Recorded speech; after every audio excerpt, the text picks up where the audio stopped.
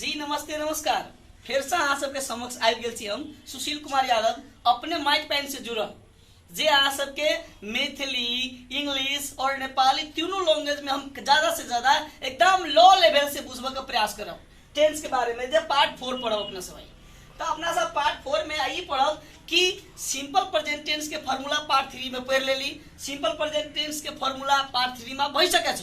अब हामी पढ्छौं सिंपल प्रेजेंट टेंस को formula subject plus V not बी5 प्लस लाई म प्रूफ गरेर आज देखाउँछु र पहिला भाइ बहिनी विद्यार्थीहरूलाई यो चिनाउन प्रयास गर्छु कि सब्जेक्ट भर्ब र ऑब्जेक्ट कसरी चिन्ने। ज्यादातर विद्यार्थीहरूलाई के गर्छ रे सब्जेक्ट भर्ब चिन्न आउँदैन, जसलाई सब्जेक्ट भर्ब र ऑब्जेक्ट चिन्न आउँदैन उ सिंपल प्रेजेंट टेंस को कुनै पनि सेन्टेन्स बनाउन सक्दैन, किनकि सेन्टेन्समा सबैभन्दा मेन विलेन र महत्त्वपूर्ण रोल खेल्ने के हुन्छ सब्जेक्ट हुन्छ। किनकि सब अकॉर्डिंग टू सब्जेक्ट अनुसार हामी भर्ब लिन्छौं र जबसम्म सब्जेक्टै थाहा हुँदैन तब कुन भर्ब लिने, कहिले लिने, नलिने हैन त्यो कुरामा हामीलाई समस्या हुन्छ। त आज म चिनाउँछु subject. How to find out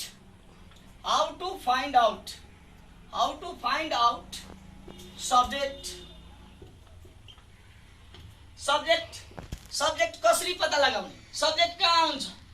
subject कहाँ हुन्छ?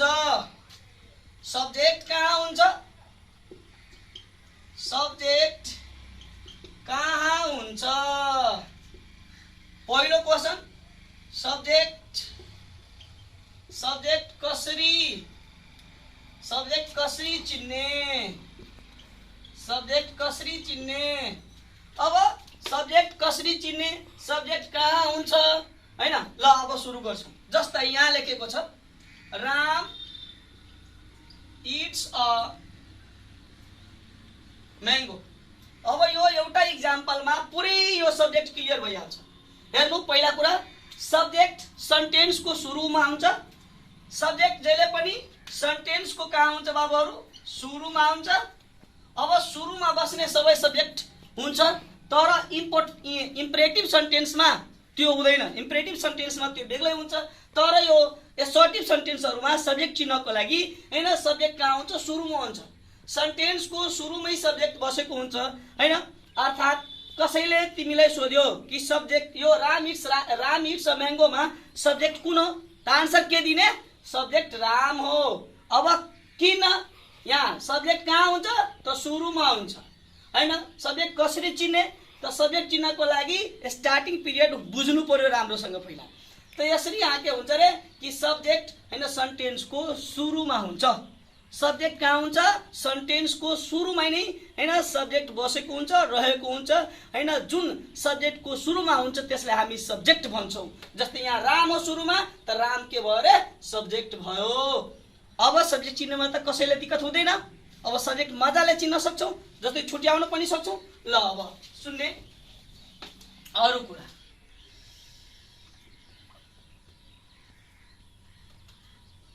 They it rice. अब विद्यार्थी भाइ बहिनीहरु अब यसमा दे इट राइस, अब यसमा सब्जेक्ट कुन छ? कसैले सोध्यो यसमा सब्जेक्ट कुन छ? त आन्सर के आउनु पर्यो? दे सब्जेक्ट हो। अनि कारण यो सुरुमा भएको हुनाले दे सब्जेक्ट हो। अब कुरा बुझ्यो त? सब्जेक्ट कहाँ हुन्छ? सेन्टेन्स को सुरुमा। सब्जेक्ट कहाँ हुन्छ? सेन्टेन्स को सुरुमै के रे सब्जेक्ट बसेको हुन्छ। यहाँ भयो दे। त्यस्तै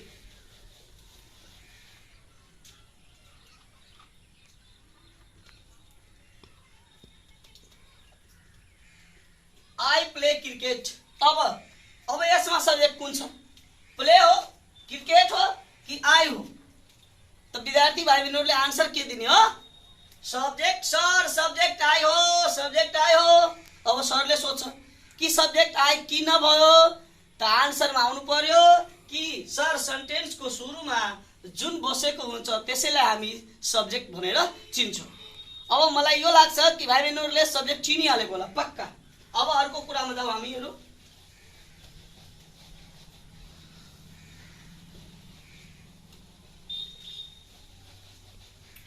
अब how to find verb. Verb भन्नाले MV main verb. How to find main verb. Main verb कसरी पत्ता लगाउने? हैन। एउटा सेन्टेन्समा 3 वटा कुरा हुन्छ। पहिलो हुन्छ जस्तै राम इट्स राइस। राम त अगाडि नै चिनाइसकेको छु, यो सब्जेक्ट हो, यो सब्जेक्ट हो। र सेन्टेन्समा सब्जेक्ट पछि अर्थात् सब्जेक्ट पछि के रे मेन भर्ब बस्छ। MB main verb. यसलाई भर्ब भनेर चिन्ने। भर्ब के भयो? भर्ब 5। यो भयो भर्ब 5, मेन भर्बको 5, मेन भर्ब 5 यो भयो भर्ब 5। मतलब यो V5 को रूपमा बसेछ। त मतलब विद्यार्थीले कसरी चिन्ने कि यो सर यो मतलब भर्ब कहाँ हुन्छ? त भर्ब हेर सब्जेक्ट र अब्जेक्ट, यसलाई अब्जेक्ट भनिन्छ। अब्जेक्ट अन्तमा हुन्छ, सब्जेक्ट र अब्जेक्टको बिचमा हुन्छ यो मेन भर्ब। सब्जेक्ट र अब्जेक्टको बिचमा हुन्छ र कहिलेकाहीँ एक्सिलरी भर्ब आइसकेपछि एक्सिलरी भर्ब पछि मेन भर्बको प्रयोग भएको हुन्छ। त विद्यार्थीलाई चिन्न अप्ठ्यारो हुन्छ। जस्तै म अर्को टेन्सको बारेमा लेख्छु नत्र है। अब सुन्ने, राम इज इटिङ राइस। अब हेर्नुहोस्, यो भयो एक्सिलरी भर्ब एबी भयो, राम भयो सब्जेक्ट र इटिङ भइहाल्यो मेन भर्ब यो V4 र राइस भइहाल्यो अब्जेक्ट। अब विद्यार्थीलाई मैले के सिकाएको छु कि सरले सिकाउनु भयो कि सब्जेक्ट र अब्जेक्टको बिचमा हुन्छ। बिचमा त सर सब्जेक्ट र अब्जेक्टको बिचमा त यो दुईटी पर्छ। अब दुईटी मध्ये कुन एक मेन भर्ब हो? त तिमीलाई यो कुरा बुझ्नु पर्यो कि मेन भर्ब र एक्सिलरी भर्बमा धेरै फरक छ। एकदमै आकाश पातालको फरक छ। मेन भर्ब र एक्सिलरी भर्बमा हैन ठुलो अन्तर रहेको छ। त त्यसकारणले अब्जेक्टको के रे पछि, अब्जेक्ट पछि बितिसकेको यो भयो पछि, अब्जेक्टको पछि के रे के भयो मेन भर्ब। अब कुरा आउँछ कि अब अब्जेक्ट कसरी चिन्ने?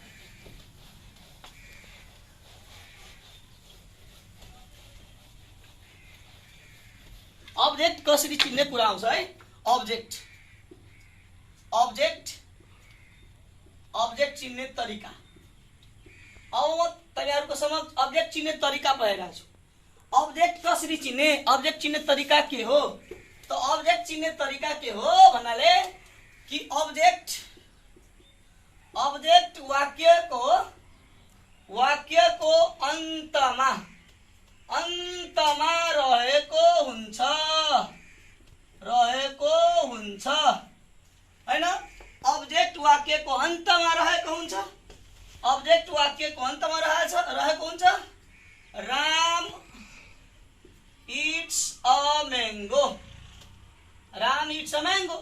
अब अगाडि म चिनाइसकेको छु, राम के हो? सब्जेक्ट।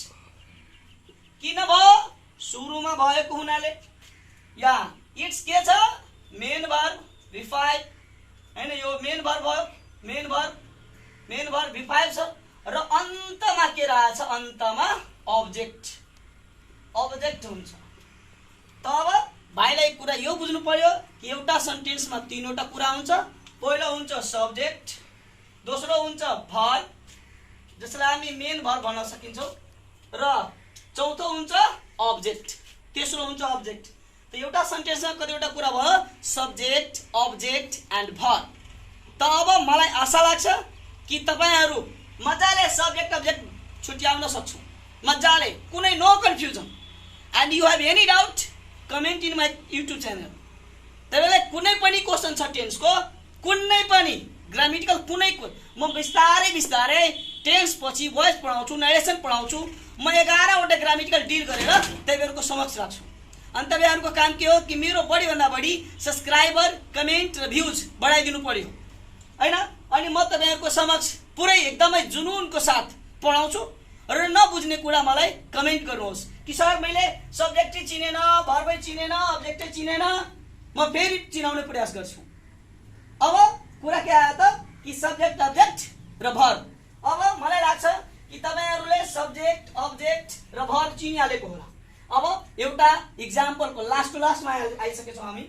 आज हामीहरूको सब्जेक्ट अब्जेक्ट भर्ब चिन्ने पार्ट 4 मा थिए। अब हामी पार्ट 5 मा how to know V1 and how to know V5 हैन, र कसरी प्रयोग गर्ने, कुन कुन प्रनाउनसँग V1 को प्रयोग गरिन्छ, कुन कुन प्रनाउनसँग V5 को प्रयोग गरिन्छ र किन गरिन्छ कुराहरू म सबै स्पष्ट एकदमै स्पष्ट तरिकाले बताएर तिमीहरूलाई पढाउँछु। अब लास्ट हामी चेक गर्नको लागि तिमीहरूको दिइरहेको छु। ल कमेन्टमा तपाईहरु के गरेर लेख्नु होला, यसमा कुन सब्जेक्ट छ, कुन अब्जेक्ट छ र कुन भर्ब छ। I eat sorry I love you। अब यसमा I के छ, लभ के छ र यु के छ। ल अब तिमीहरूको कमेन्टमा यो आउनु पर्यो, सर I फलानो हो, यु फलानो हो र सरी लभ फलानो हो र यु फलानो हो भन्नाले यसमा कुन सब्जेक्ट छ, कुन भर्ब छ र कुन अब्जेक्ट छ। तपाईहरु कमेन्टमा गएर मेरो कमेन्ट बक्समा लेख्न सकिन्छ। सर फलानो फलानो सब्जेक्ट हो, फलानो भर्ब हो, फलानो अब्जेक्ट हो। यति कुरालाई आज हामी पार्ट 4 मा यतिकै, र पार्ट 5 लिएर म फेरि आउँदैछु तपाईहरुको समक्ष। तपाईकै सुशील सर भन्नाले अस्काई सर सर्ट फर्ममा। र तपाईहरु मेरो च्यानललाई बढी भन्दा बढी सब्स्क्राइब गर्ने भए म तपाईहरुको समक्ष ग्रामेटिकल जति पनि समस्या छ, ग्रामरको जति भूत छ नि, ग्रामरको जति भूत छ सबै भूत उतारिदिन्छु म। जति भूत छ नि सबै भूत उतार्छु म। ग्रामेटिकल सबै भूत उतारेर म देखाउँछु तिमीहरुलाई, जति भूत लागेछ सबै। आजलाई यति नै। हस्त जय नेपाल। अझै